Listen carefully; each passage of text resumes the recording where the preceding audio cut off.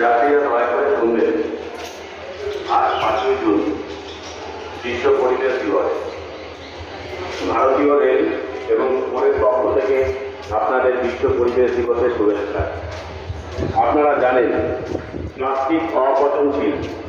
এর অনিয়ন্ত্রিত ব্যবহারের ফলে জল, বায়ু এবং মৃত্তিকা দূষিত হয়, যা সরাসরি ক্ষতিকর প্রভাব পড়ে বাস্তুতন্ত্রে এবং জীববৈচিত্র্যে।